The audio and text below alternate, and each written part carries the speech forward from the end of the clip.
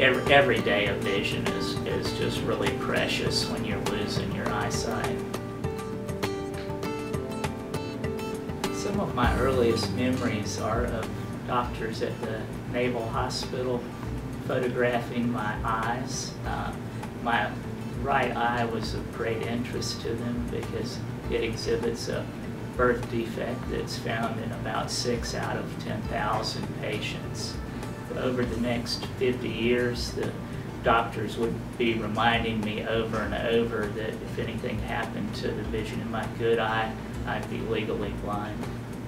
I was teaching computer science in college. That's 5 classes, and I knew my teaching days were coming to an end if something didn't change. In the summer of 2007, I noticed that I'd wake up in the morning and my vision would be real foggy, and then it would clear up around lunchtime. In 2010, I was diagnosed with Fuchs Dystrophy, and then in 2013, my vision was so bad that my optometrist recommended a corneal transplant. So in the summer of 2014, I was in constant pain. My wife, Kat, and I visited a major university hospital and scheduled a transplant there. My experience was less than ideal, and my gut told me I needed to explore other options.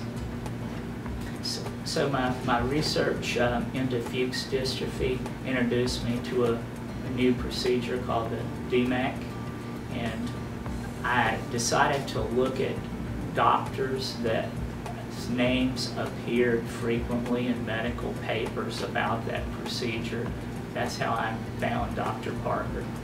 I emailed Dr. Parker on a Friday evening about 5:30, and this following Saturday morning at 5 a.m. I had a reply.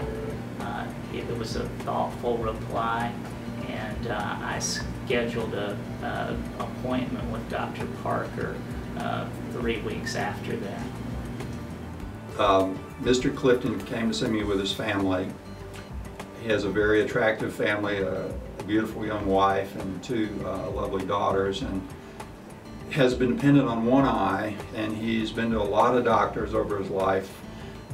He had multiple diagnoses, not only Fuchs dystrophy, but keratoconus, possibly glaucoma, and iris coloboma, problem with some of the little support for the lens in one of the eyes. So quite often it's advantageous to do cataract surgery along with DMEK.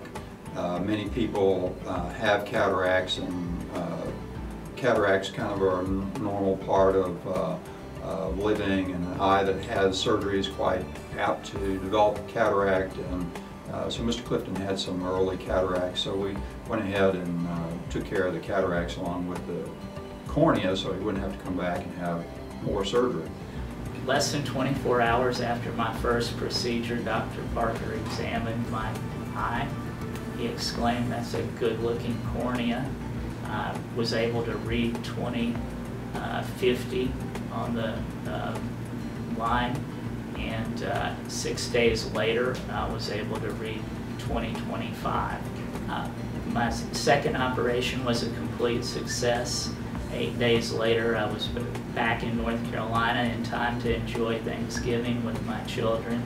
The nice thing about the work that I do is we're constantly getting new procedures, devices, insights that allow us to do more for patients. And I think the internet is a wonderful thing. It allows patients to talk to one another. There are groups where patients can find one another and share experiences, and it's just a very exciting time to practice medicine.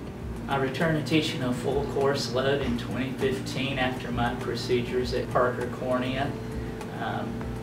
The classrooms look so different in full color and clear. I'm so thankful to have a normal life again. We were just thrilled to have him and thrilled to be able to help him, because it was really very gratifying to it'll make a difference.